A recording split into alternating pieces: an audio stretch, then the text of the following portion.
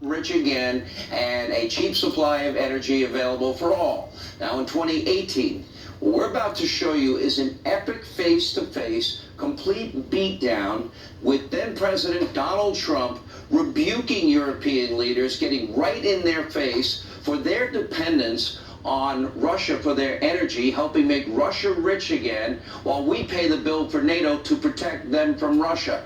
It's a long clip. It's worth watching. While you're watching, ask yourself, do you think Joe Biden could ever be capable of this level of passionate fighting for what is in our country's best interest? Here's the full exchange.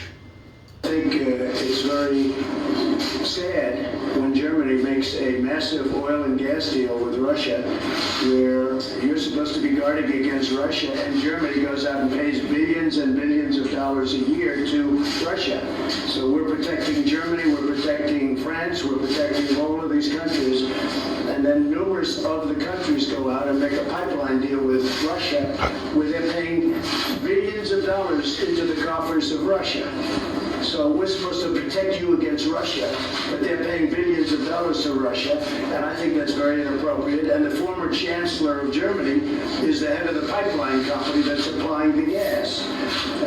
Ultimately, Germany will have almost 70% of their country controlled by Russia with natural gas. So you tell me, is that appropriate? I mean, I've been complaining about this from the time I got in. It should have never been allowed to have happened. But Germany is totally controlled by Russia because they were getting from 60 to 70% of their energy from Russia and a new pipeline. And you tell me if that's appropriate, because I think it's not. And I think it's a very bad thing for NATO, and I don't think it should have happened.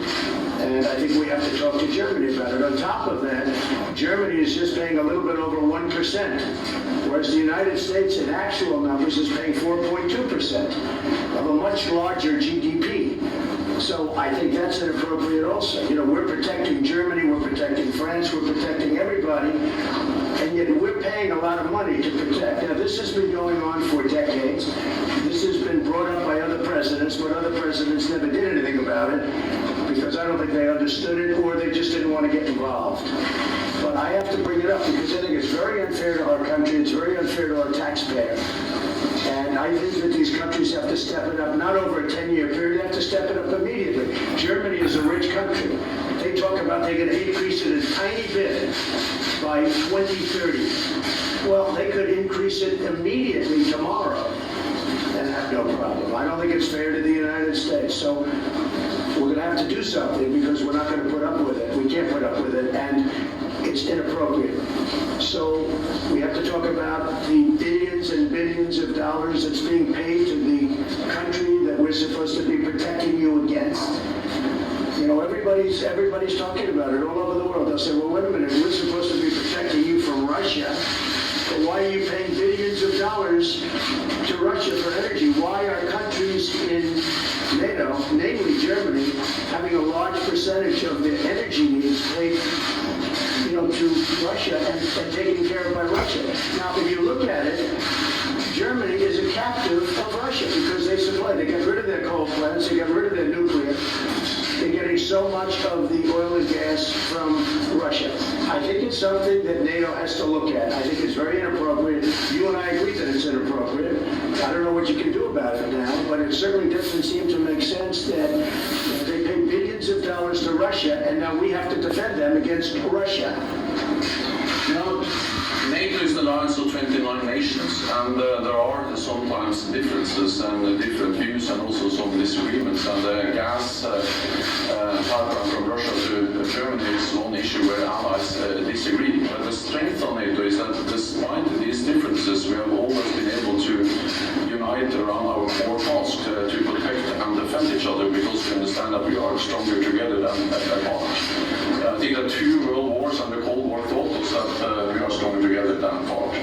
But how can you be together when a country is getting its energy from the person you want protection against or from the group that you want protection? Because we understand that when we stand together also when dealing with Russia, we are stronger. I think what we have seen is that... No, you're just making Russia richer. Well, not dealing with Russia, you're making Russia richer.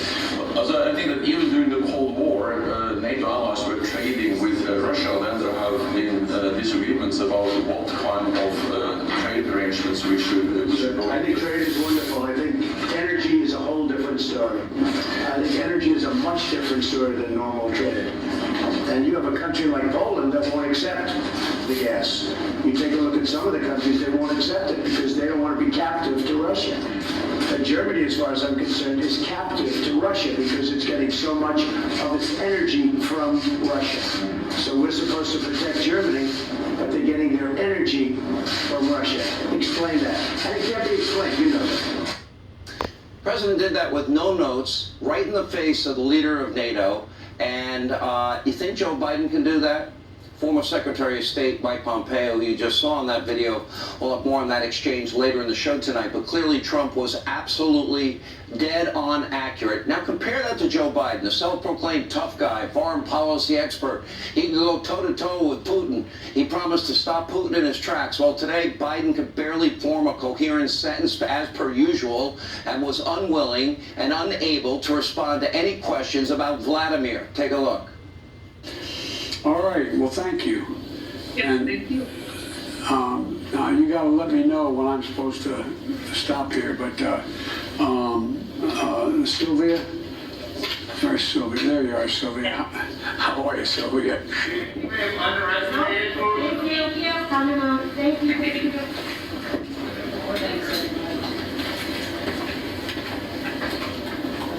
Let's go, Brandon.